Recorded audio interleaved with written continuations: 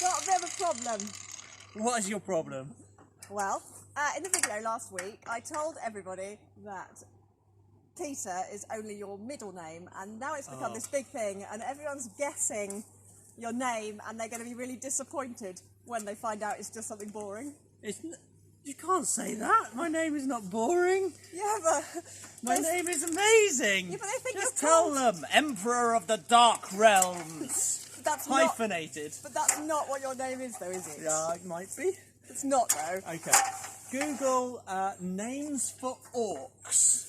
No, because that is also nothing like what your actual name is. You can tell them my elvish name. No, they want to know your actual, very average, boring But name. I have read that if people know your true name, they can control you. I'm not sure that I want people to know my true name.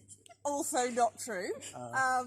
Any other options? How can I make it an amazing reveal without it being boring? Else to say it. Pardon? Just get someone else to say it. Get someone else to say it? Yes, I'm not telling you. Okay. Get someone else to say it. Who could I get? Doesn't really matter.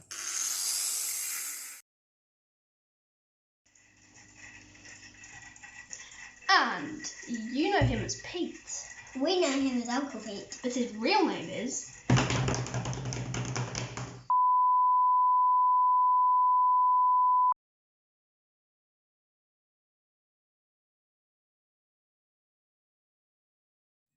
Right.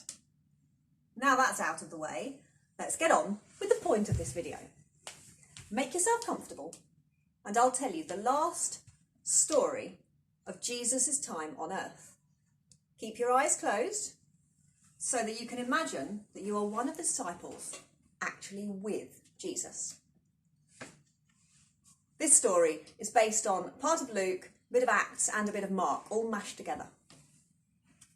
You are in the upper room, the same room where you shared that Passover meal, the Last Supper, with Jesus 6 weeks ago. Since then, all sorts of things have happened, and you saw Jesus die on a cross. All of you are there, talking quietly. Suddenly you turn around and Jesus is standing in the middle of the room. How do you feel? Jesus explains that the Old Testament showed that he had to die. You remember seeing Jesus on the cross. Does it still make you feel sad? He reminds you that he died to take the punishment for all the things that we have done wrong, so that you can know God. You look at the holes in Jesus' hands where the nails held him to the cross, and you remember the things that you've done wrong. How do you feel about Jesus? Then Jesus gives you a job. He says to you and all the disciples that you must spread the message of good news to everyone, starting in Jerusalem and then going out into all Judea, everywhere the Jews live, and then going out to everyone in the whole world. You must tell everyone the good news that Jesus died for them so that they can get to know God as well. How do you feel? Where will you start? Jesus tells you that he will send the Holy Spirit, whatever that is, to help you. And he will give you power to be able to do miracles to help people believe that message. Are you excited? Are you a bit worried? How do you feel? And then Jesus asks you to come with him. All of you stand up and you go outside.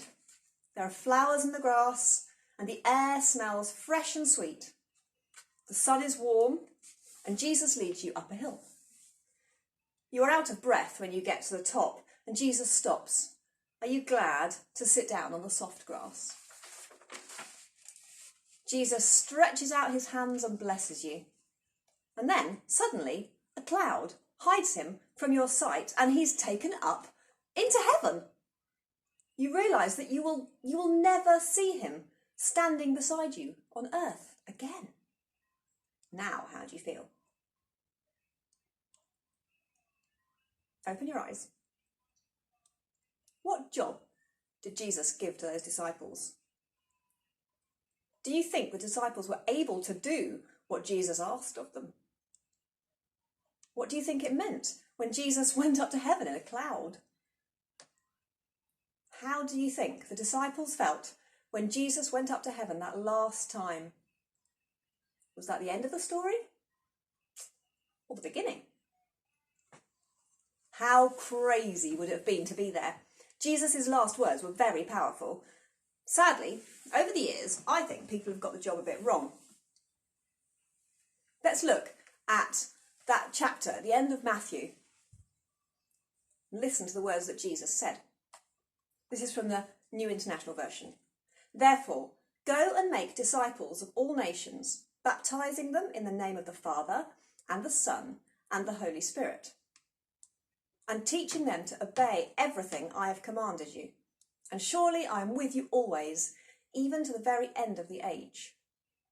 Sometimes people seem to think that means that we have to force people to believe in Jesus. Did Jesus do that? No.